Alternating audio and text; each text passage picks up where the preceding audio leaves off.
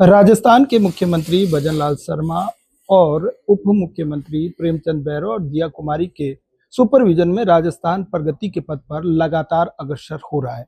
इसी के साथ ही अभी हमारे साथ उप मुख्यमंत्री प्रेमचंद जी बैरवा है। सर, सरकार लगातार विकास के नित नए आयाम लिखे जा रहे हैं। आपके विभाग की बात करें तो सर, क्या नई कुछ खास?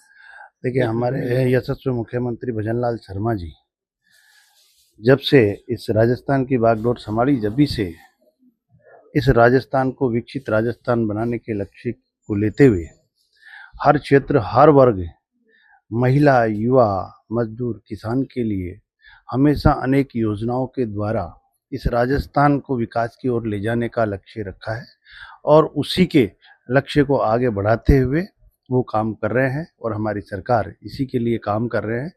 जिस तरह से मेरे पास डिपार्टमेंट है, हायर एजुकेशन है, ट्रांसपोर्ट है, मेरे पास आयुर्वेद है, टेक्निकल एजुकेशन है।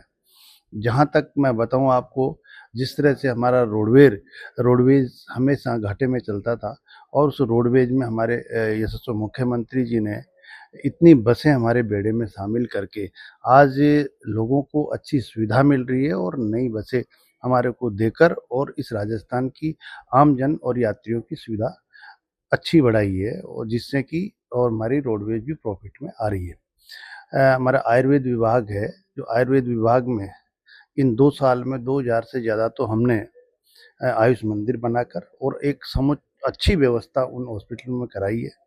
हमने वहाँ पर एक सरकारी कंपनियों से हम दवा लेके, दवा की कोई कमी नहीं है और वहाँ पे लैपटॉप, वहाँ पे दवाइयों की समुचित व्यवस्था, सारी चीज़ व्यवस्था कराई है। मैं मानता हूँ कि राजस्थान ही एक ऐसा प्रांत है जो अभी के बजट में सभी राज्यों से ज़्यादा बजट राजस्थान को मिला, क्योंकि राजस्थान में काम हुआ है और आगे भी काम होगा। और हायर एजुकेशन में भी हम हमारी शिक्षा नीति 2020 को हम जल्दी से जल्दी हम हर तरह से लागू करने के प्रयास कर रहे हैं और आने वाले समय में एक अच्छी शिक्षा हमारे युवाओं को मिले, आने वाली चुनौतियों का सामना करें, इसे को लेकर हम आगे बढ़ रहे हैं। सर, राइजिंग राजस्थान की बात करें तो सरकार ने बहुत महत्वपूर्ण कदम उठाया और कई जो है प्रवासी है वो भी राजस्थान आ रहे हैं। आज राजस्थान विकसित होता जा रहा है, लेकिन विपक्ष लगातार कहीं ना कहीं जो इस तरह की बातें करता है वो कितना उचित है, क्योंकि सरकार काम कर रही है। देखिए, हमारे यशस्वी मुख्यमंत्री जी ने जब सरकार बनी और सरकार बनते ही राइजिंग राजस्थान समिट यहाँ पर आयोजित किया और उसमें 35 लाख करोड़ से के एमओयू हुए और उनमें से 8 लाख के करीब एमओयू धरातल पे भी आए हैं। एक लक्ष्य लेकर के हम इसको धरातल पे जल्दी से जल्दी लाने का काम करें, ताकि हमारे युवाओं को रोजगार मिले और हमारे यहाँ पर औद्योगिक धंधे ज़्यादा से ज़्यादा बढ़े। इसमें हमारे जो प्रवासी राजस्थानी हैं वो विदेशों में भी है, हर राज्य में भी है, उनका इंटरेस्ट भी हमारी अपनी मातृभूमि की ओर काम करने का, क्योंकि राजस्थान एक अपार संभावनाओं का क्षेत्र है, जो पर्यटक की दृष्टि से है, जो माइनिंग की दृष्टि से हो, चाहे हमारे सोलर ऊर्जा की दृष्टि से हो, हर तरह से हमारा राजस्थान एक संपूर्ण संभावनाओं को लेते हुए है। इसलिए हर व्यक्ति यहाँ आना और यहाँ औद्योगिक स्थापित करने के लिए इंटरेस्ट है।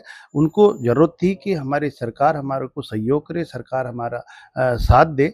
तो इसी को आगे बढ़ाते हुए हमारे यशस्वी मुख्यमंत्री जी ने सरकार की तरफ से एकल खिड़की योजना के तहत उनको हर सुविधाएं देना और उनको हमारे प्रवासी राजस्थानियों को बुलाकर एक दिवस मनाने का भी काम किया और उनको सम्मान देने का भी काम कर रहे हैं। निश्चित रूप से आने वाले समय में ये ज़्यादा से ज़्यादा प्रभावी होगा। सर, एक अंतिम सवाल, पेयजल को लेकर सरकार बेहतरीन काम कर रही है। जैसे अभी ईआरसीपी जो योजना थी उसको भी किया है, अभी और लाने वाले हैं। राजस्थान वैसे जल के देखो, लिए ये संकट बहुत माना जाता है। बड़ा काम होगा जो हमारे यशस्वी मुख्यमंत्री जी ने ये हमारे यमुना जल समझौता करके और ये काम कर रहे हैं। आने वाले समय में हमारे किसान भाइयों के लिए, हमारे आम जन के लिए पेयजल के का भी समाधान होगा और एग्रीकल्चर के लिए भी इसमें काम होगा। और हमारे जो पेयजल की समस्याएं जितने भी हमारे मुख्यमंत्री जी अभी गर्मी से पहले ही हमारे माननीय मंत्री जी और सब मिलकर गर्मी में लोगों को पीने के पानी की समस्या नहीं, इसके लिए ठोस कदम उठाते हुए काम कर रहे हैं।